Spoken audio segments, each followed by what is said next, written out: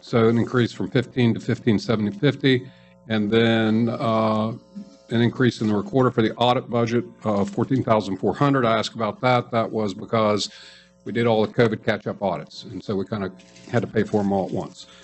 So so that is the carryover, and then additional distributions under general fund budget revision number 7. I'll entertain a motion for the approval of general fund budget revision number 7. So moved. Second. It's been moved and seconded that we approve general fund budget revision number 7. Is there any further discussion? Hearing none, then I'll call for the question. All those in favor of general fund budget revision number 7, please signify by raising your right hand. All those opposed, motion carries unanimously. Item number 4 tonight is general fund internal budget revision number 3. Councilman Leach. So these are interdepartment transfers, and first, just because there's such a long list, you'll see that there are several internal budget revisions to cover retirement, a couple of FICAs, and that was to do for corrections for the vaccination incentive of $1,000 that had to correct for the required contributions to retirement and so forth. So all of those are just corrections to balance those accounts. And then reviewing the rest of them, again, these are just various internal budget revisions. The ones that jumped out at us at Budget and Finance, there's a $16,000 internal budget revision increase to utilities in the Parks Department, and then $8,250. And I haven't had an opportunity to talk to Steve about that, but I know that those are audited accounts, and so those budget revisions must go to utilities. And so for whatever reason that shortfall existed to that amount, it will be accounted for. And I think the rest of them are again, self-explanatory. Various department heads transferring budget amounts to from one department or from one account to another for various reasons. Again, most of it to do with the retirement adjustment. A couple of, just from training utilities, and then I think some with the sirens for the fire department. So without going line by line, that's the gist of it. If any of you have any questions, I probably can't answer. This is the end of the year cleanup budget revision. This should be the last budget revision that we do for the year. And so I'll entertain a motion for the approval of internal budget revision number 3. So moved. Second. It's been moved and seconded that we approve internal budget revision number 3. Is there any further discussion? Hearing none, I'll call for the question. All those in favor, please signify by raising your right hand. All those opposed, motion carries unanimously. Next item this evening is item number 5. It's the 2021-2022 coal severance fund budget revision number 1. Councilman Leach. This is the carryover from the coal severance fund budget. Current budget 2,000, increase 61,631, net increase 61,631, and new total. And then I'm sorry, we got a capital carryover monies to use on the street projects. We're allocating current budget 21,600, adding the 61,631. Revised budget for the streets 83,231. I'll entertain a motion for the approval of the 21-22 coal severance fund budget revision number 1. So moved. Second. It's been moved and seconded that we approve 21-22 coal severance fund budget revision number 1. Is there any further discussion? Hearing none, then I'll call for the question. All those in favor, please signify by raising your right hand. All those opposed, motion carries unanimously. Item number 6.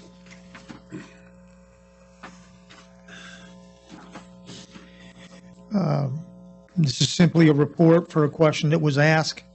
The submission for the Spencer's Landing Dirt Project. Craig, would you give us an overview on that, please?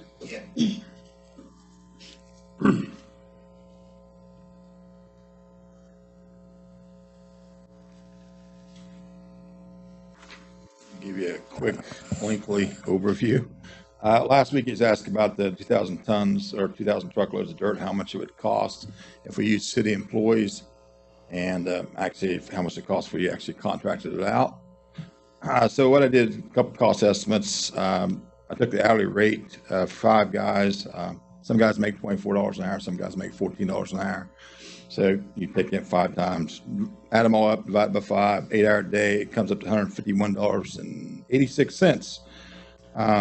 So per 8-hour day, you will have $756.80 on manpower to run 4 dump trucks and 1 excavator to load.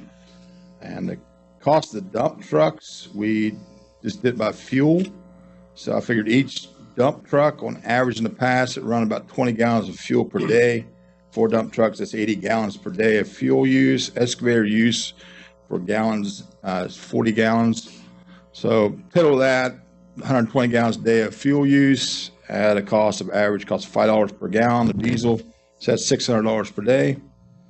So you add the fuel and the labor, comes up cost per day to haul approximately 100 loads of dirt to Spencer Landings is $1,356.80. So take that number divided by 100, you actually have $13.57 per truck hauling 10 tons of dirt from Jackson Park to Spencer's Landing. Okay, so estimated loads that we have to carry would be 2,000. So you times 1357 by 2,000 loads comes to cost to the city of $27,140. Okay, and that would take the city employees 4 to 5 weeks to accomplish that. In good weather and everything went well, no water leaks or anything like that. So I asked a contractor what he would charge to haul from the same location down to Spencer's Landing. Their trucks is larger than ours. They average about 18 tons per load. So you figure 2,000 tons of dirt, that'd be 18. It's going to take him 1,111 loads to do that at $70 per load. So if you hired the contractor, the projected cost is $77,770. I have a couple questions. Sure. I can appreciate the dividing it out and getting your cost per hour, 1892, I think is what you said. You are not, in that, you're not also considering the other hidden cost per hour, okay? Which is? Health insurance, That's correct. retirement, FICA. I just did per hourly wage. I think when we had our budget discussion several months ago, that came in close to $13 an hour for those.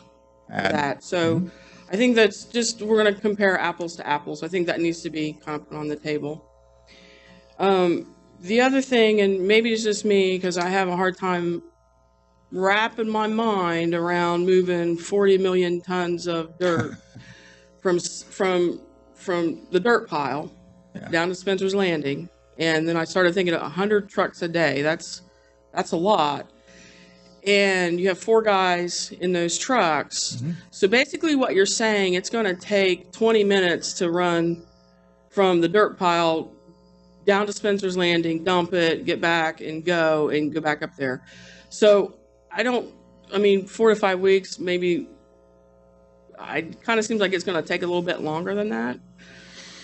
Well, we've hauled dirt from there in the past, and that was our average rate of production was 100 trucks, 100 loads per day for 4 trucks. That's what I used. Okay. So sometimes you've we made that actually run got several more. times, so you're Pardon? not basing that on speculation.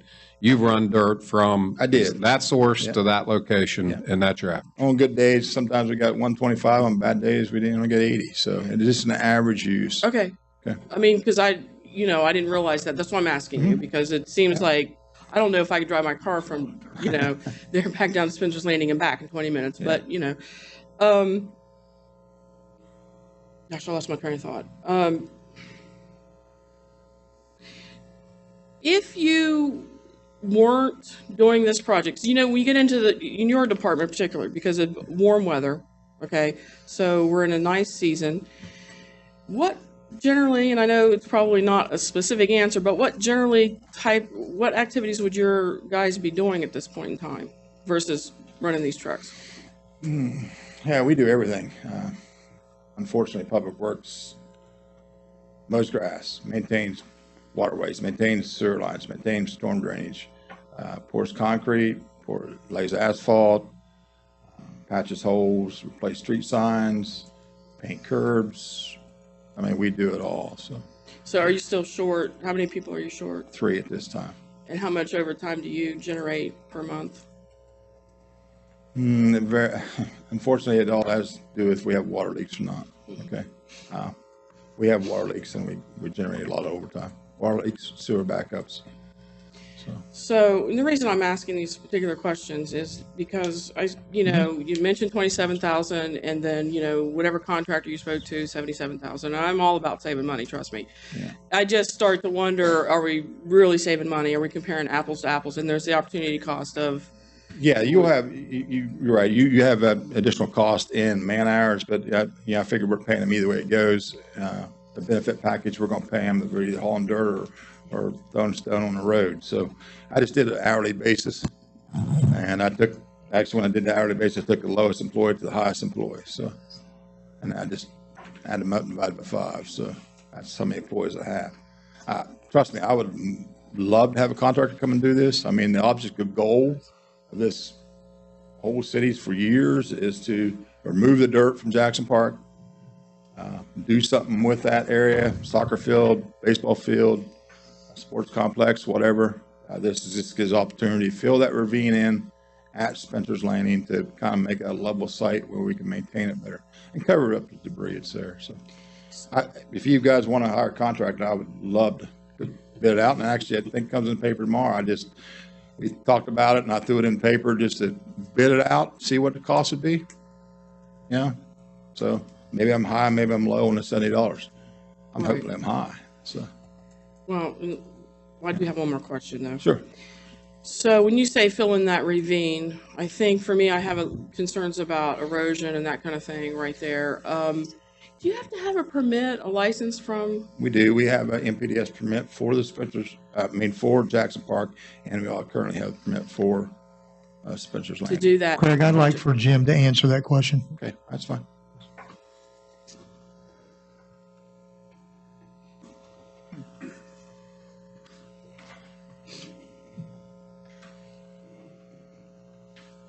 So a little bit of the nature of this question is because of the restrictions we have. The only part I'm doing, he's talking about the NIBIDs and the permits he needs for normal operations.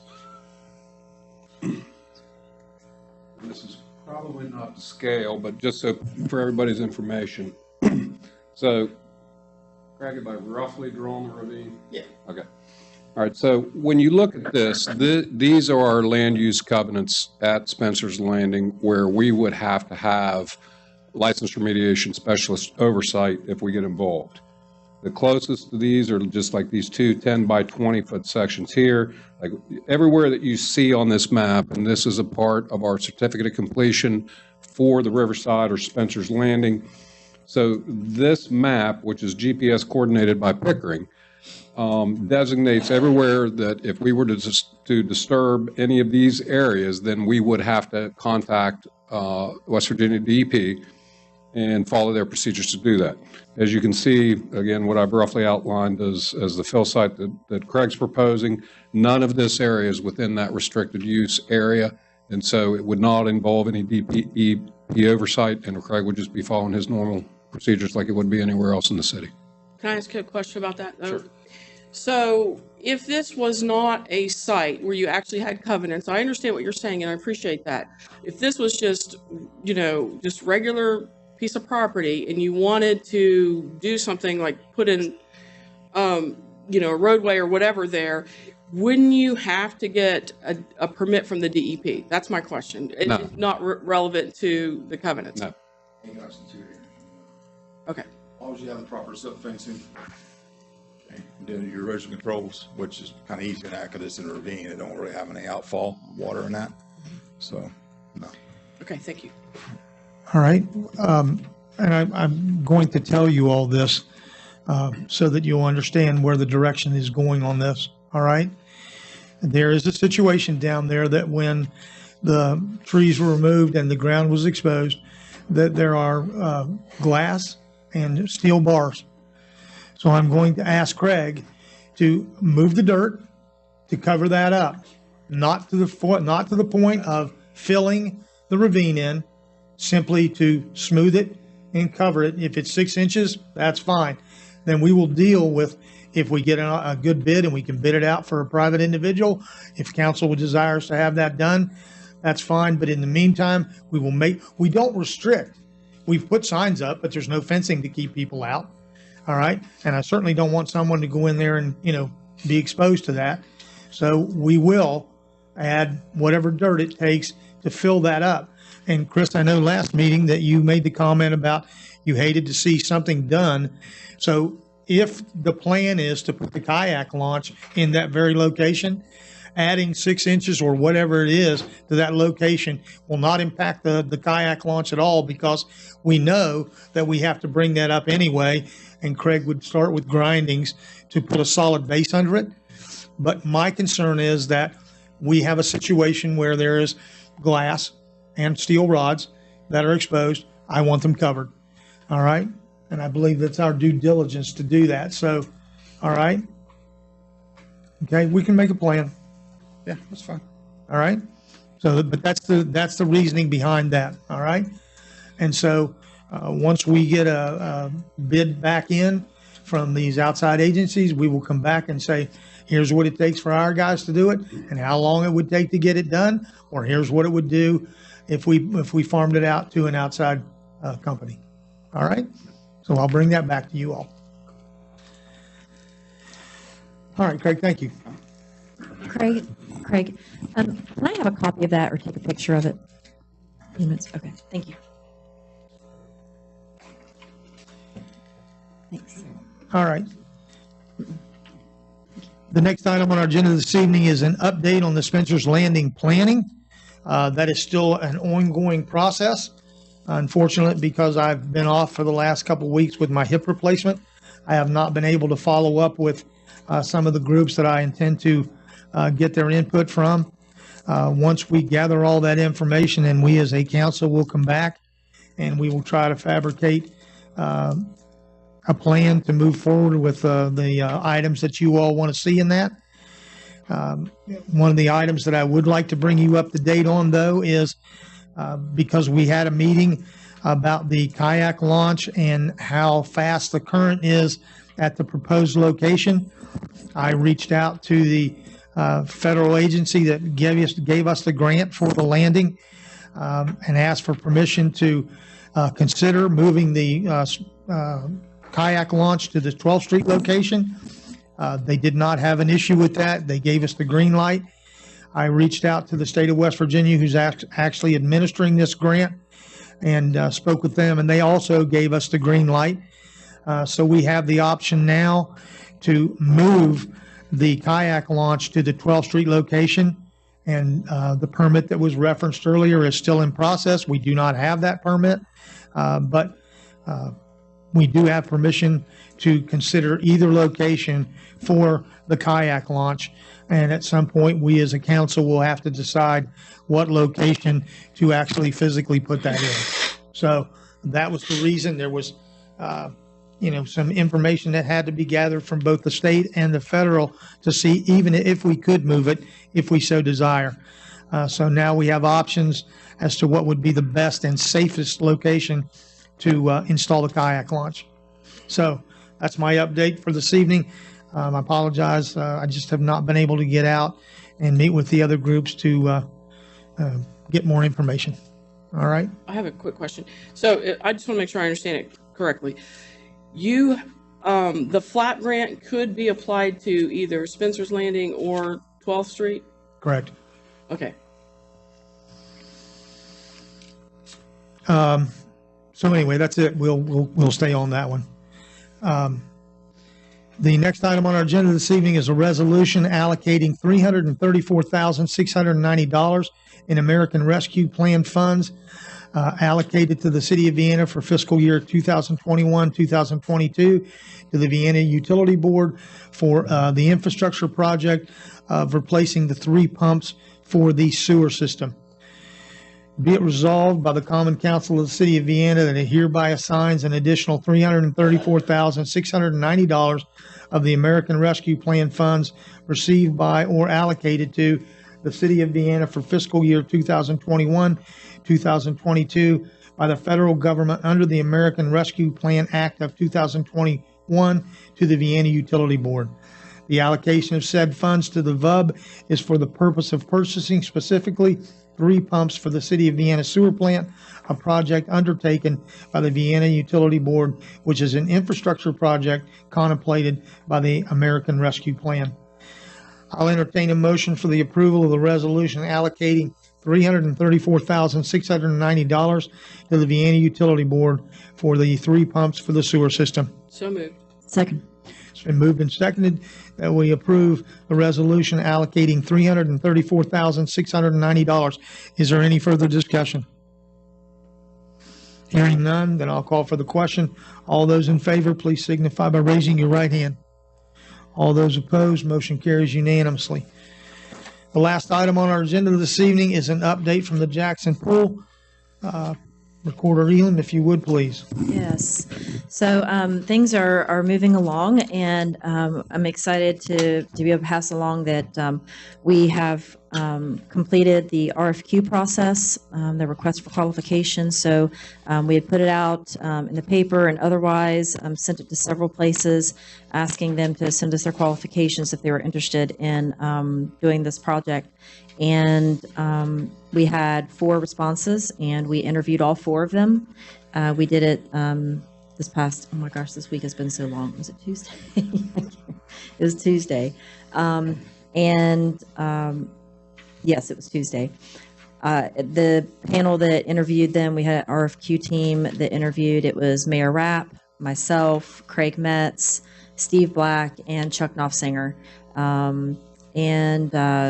We had originally had hoped that Tim Roberts would be able to be a part of that team since he was president of the park board, but he couldn't because of work, so Chuck took his place. The companies that we interviewed were Pickering, Eric Margulis, Omni, and ZMM. They were all great, and we really enjoyed the interview process. We gave them about 20 minutes or so to talk and to present and to hand out materials and that kind of thing.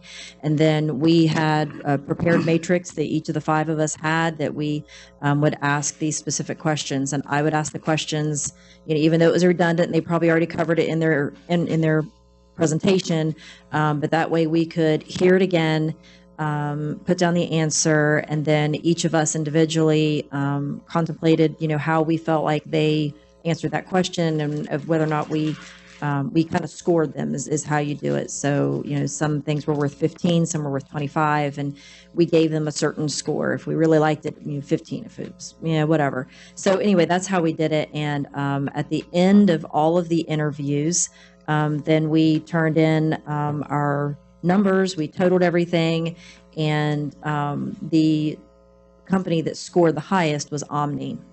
And Omni is out of Fairmont. They work also with Martin Aquatic, who is out of Orlando, and they also work with CEC, who did our master plan for parks. And so I have spoken to Omni and asked them to send us their financial proposal for doing this project.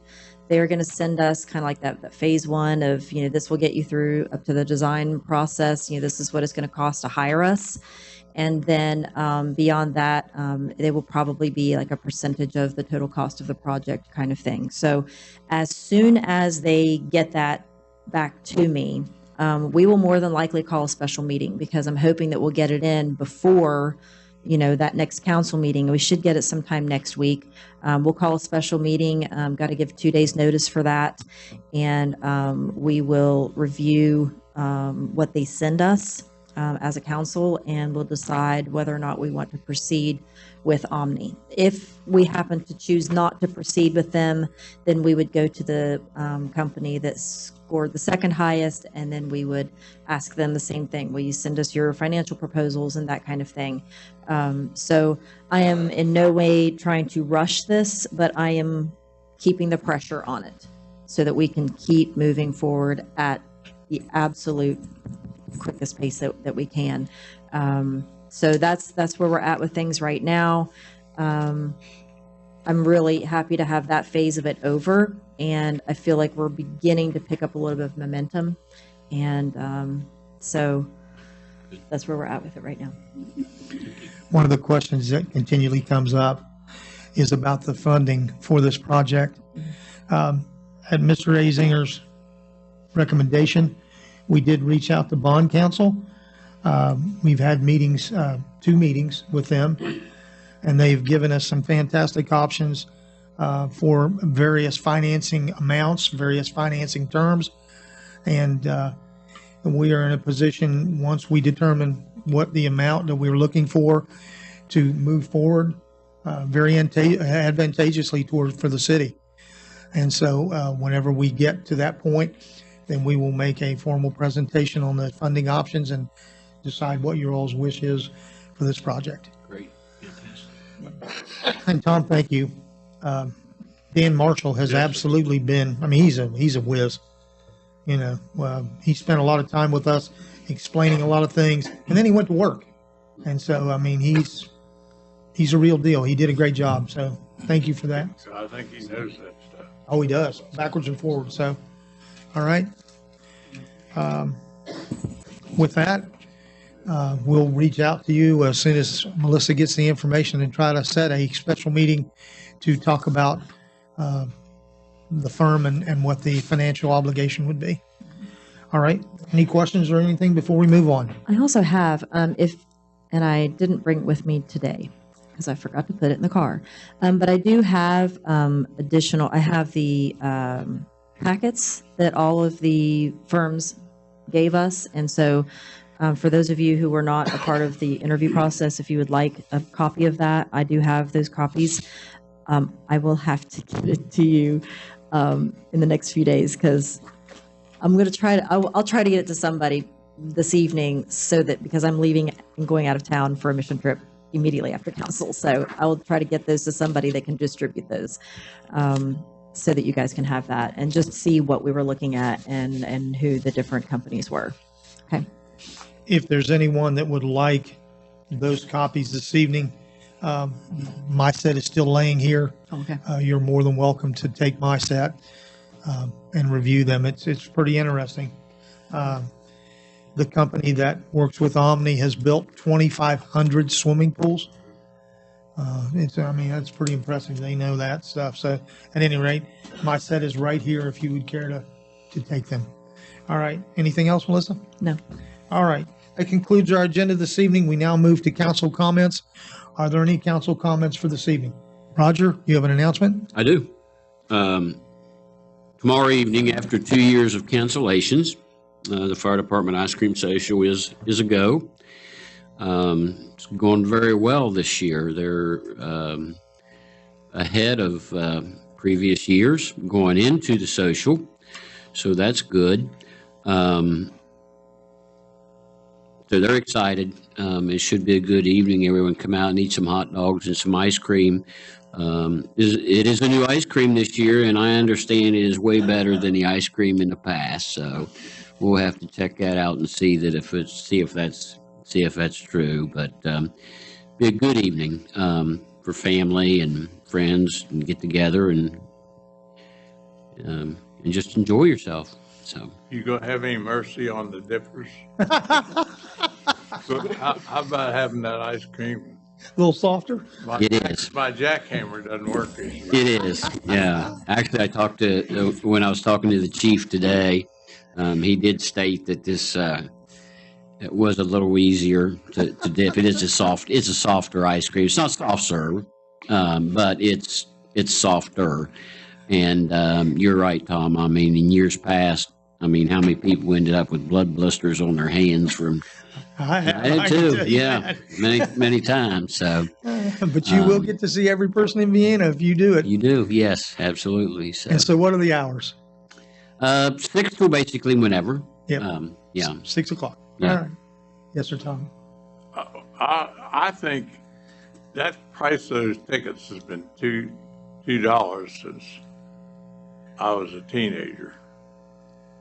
And that's a long time. I was just leaving it alone. Well, why don't you make it $3? People today, $3 is not, you'd make They don't squawk over it. 50, huh? They don't squawk over the price.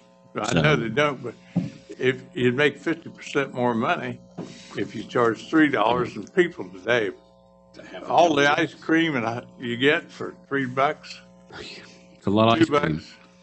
Yeah. It's a good deal. Yeah. I just think you ought to consider it. I have We a can comment. make that suggestion to the board.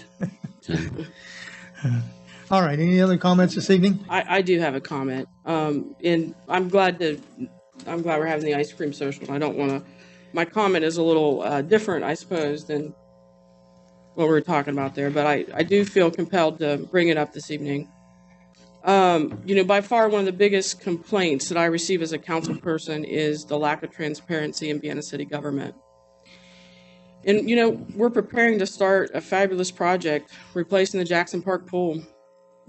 And although the community's disappointed because there's not going to be a pool this season, they're definitely very excited about the possibilities of a new pool.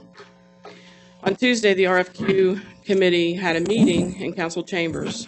Their purpose, it was just explained, was to interview and select an engineering firm for the pool.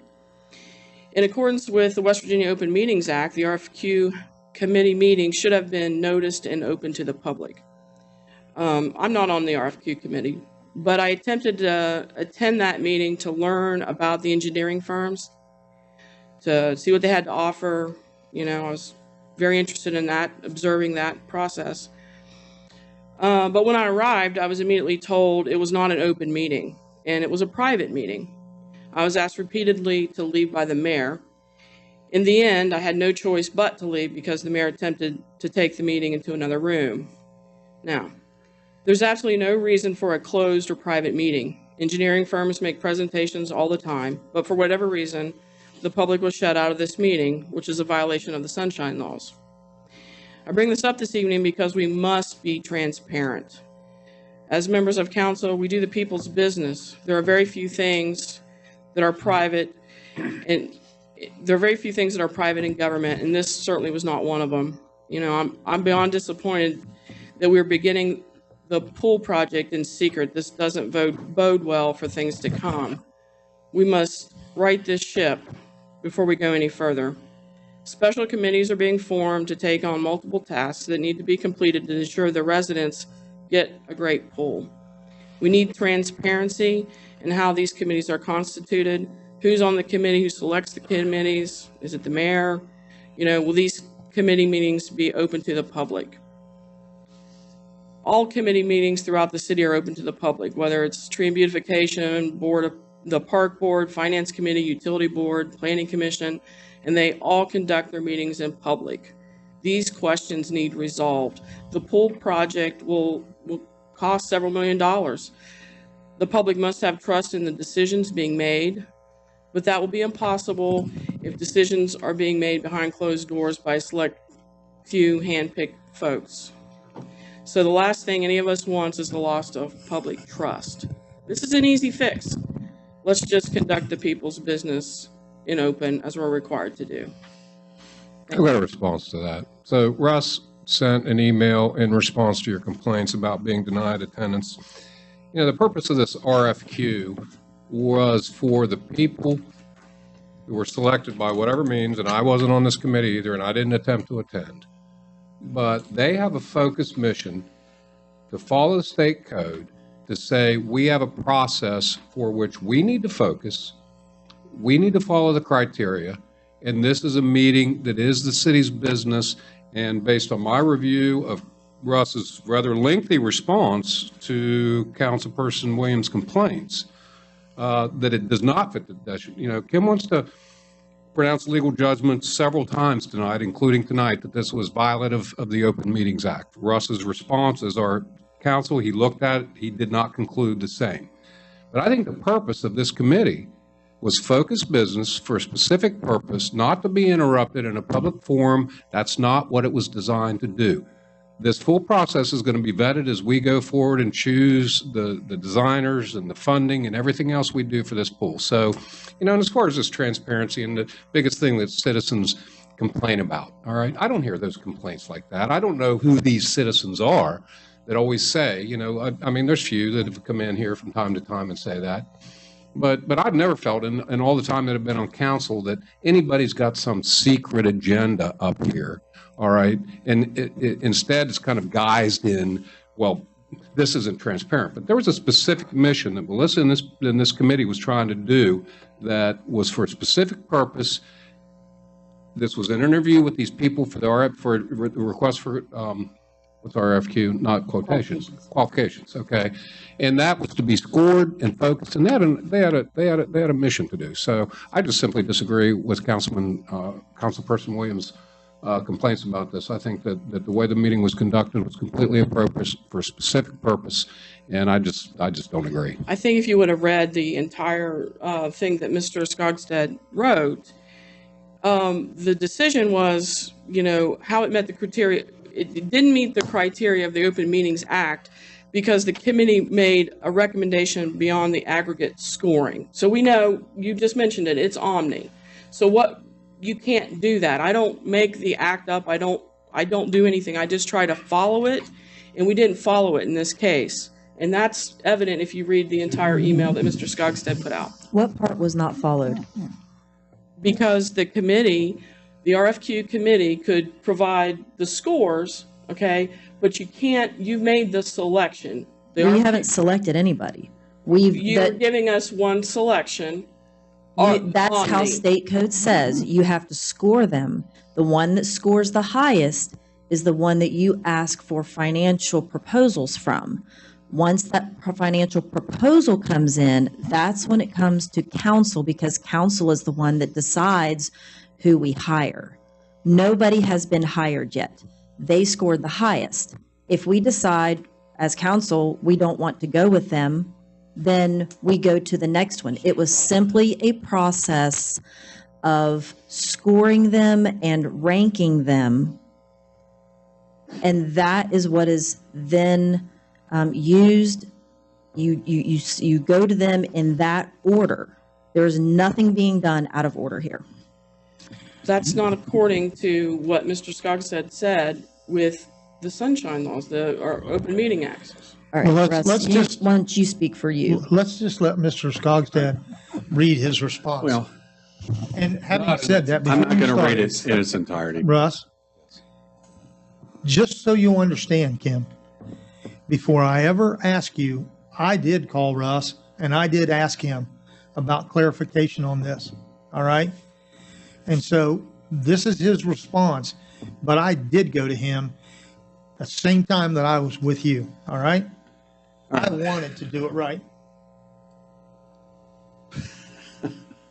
Fair enough. All right. I was asked by the committee whether or not the committee meeting and interviews of engineering firms violates the Open Meetings Act, as they were not conducted in a public forum. It's my understanding, as follows is my understanding of the events. The city generated an RFQ for engineering services for purposes of design and construction of the replacement or update of the Jackson Park pool. An RFQ, as we know, is a request for qualifications that's statutorily mandated for projects that are in excess, I believe it's $250,000, is set out in West Virginia Code 5G13. There's no municipal ordinance or state code provision that I'm aware of that addresses the procedure of how the representative is to be, the 3 to 5 representative committee is to be chosen as is contemplated by the engineering part of the West Virginia Code. The Vienna Board of Parks and Recs is a council-appointed body. It requires a quorum of 4 individuals. The Budget and Finance is a committee that's not created by ordinance, resolution, or whatever, but a quorum for that would be when a meeting occurred involving 2 individuals. Vienna City Council, a quorum for that would be 4 individuals.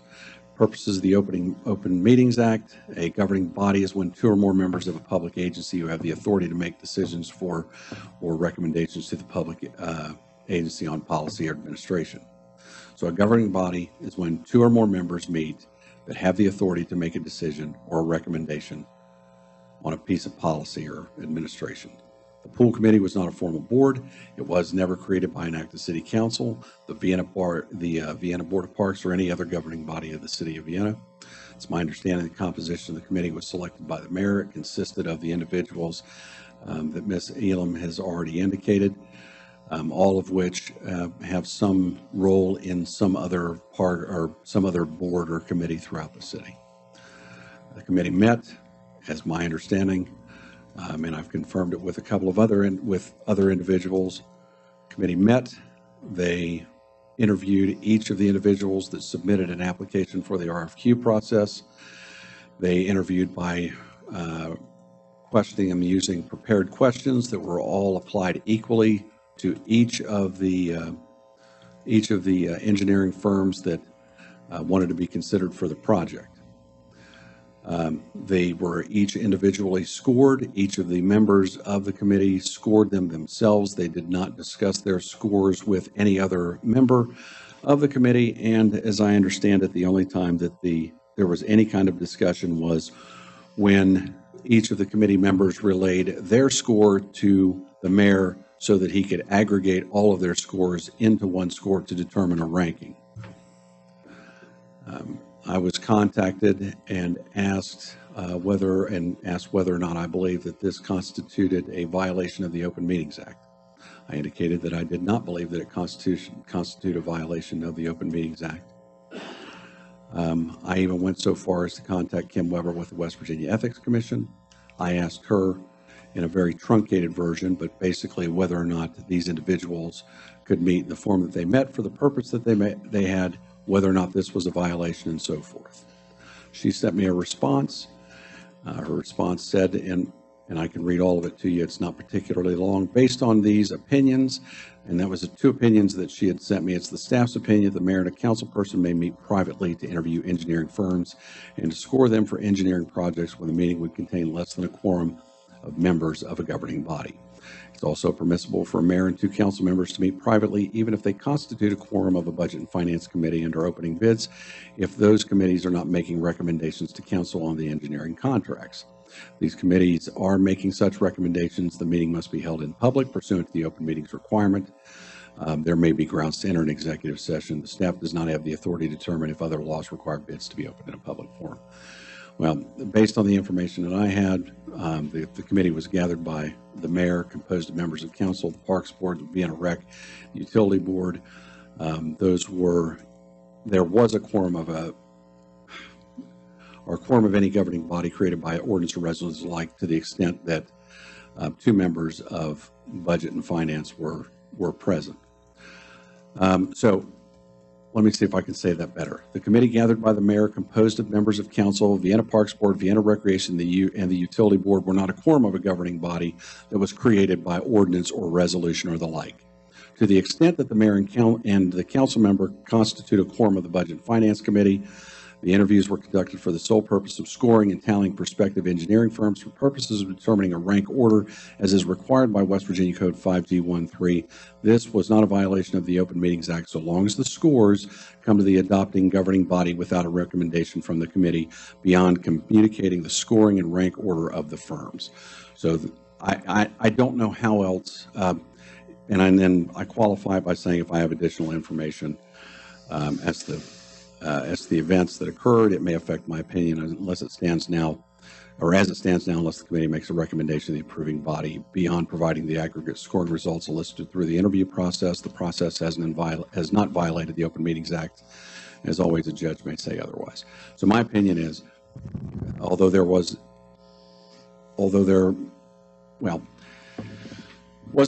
they violated the Open Meetings Act because the only quorum was for budget and finance. There were no recommendations made.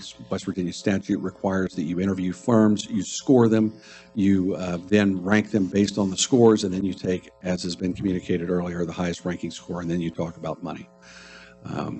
It's not splitting hairs. You can't make a recommendation on a score. The score is the score. So I don't feel, based on the facts that I have, that this was a violation of the Open Meetings Act. I appreciate Ms. Williams' position, and it's not a matter of ill will or anything. I try to give the best advice that I can to my council, to the individuals that are in council. I try to do so irrespective of any opinions that they may have about their individual policies or even personal opinions. I'm not, like I said, I'm not always perfect. My opinion on how individuals conduct themselves is not relevant. My opinion as to the wisdom of council's decisions is not relevant. But my opinion as to whether or not I think council has violated the law and done something that is illegal, I think is relevant. I don't think that what happened through this interview process was violative of the Open Meetings Act. I think it's mandated by the way that they conducted it was in accord with how it's mandated by statute. That's my opinion. I'm sorry that I couldn't get it to you earlier, Ms. Williams. I had about 23 hearings today, and and when the question was posed, I think yesterday or the day before, I wanted more information before I made an opinion. I was asked to generate an opinion prior to the council meeting, and I did that. And to the extent that is my opinion. It's my job to make sure that the things that we participate in are done legally, first off, and as efficiently as they possibly can be. And I have to say that the RFQ meeting that we had was without a doubt one of the best meetings that I have ever participated in for that kind of forum. It was local government at its best. And so in order to achieve the kind of results that you're looking for as far as the qualifications for engineering firms, you need to be surrounded by the people that, in my opinion, have knowledge and have an interest in this entire process. And the 5 people that were involved in this, Melissa has graciously taken on the lead of this pool renovation project. Craig Metz is the Public Works Director that deals with all water and sewer issues. Steve Black is the Parks Director. The pool sits in the park. It will come under his direct purview every day. Chuck Knopfsinger is the President of Vienna Recreation. And you know as well as I do that swimming is a great recreation for all of the kids and people that live in our town. And the group of people that sat here and asked questions and gathered information and then scored these engineering firms absolutely committed themselves to this project. And I would stand by the results of this RFQ process 100%. It was amazing. It was great. You couldn't ask for a better process to pick qualifications for these engineering firms. So, I try to get the people that have some expertise in whatever the project is, and that's the reason why those people were selected. There was no secrecy, there was no non-transparency. It was simply everyone that sat at the table had an interest in this and could contribute to the process. And since Tim Roberts was unable to attend, Melissa's our representative to the park board. And so, I think we had all the players at the table, and I think that it was 100% what we were legally required to do, and the results were accurately obtained. And so, I'm sorry. That's the best. I think it worked as it was supposed to. Any other comments this evening? All right. Thank you all for your patience.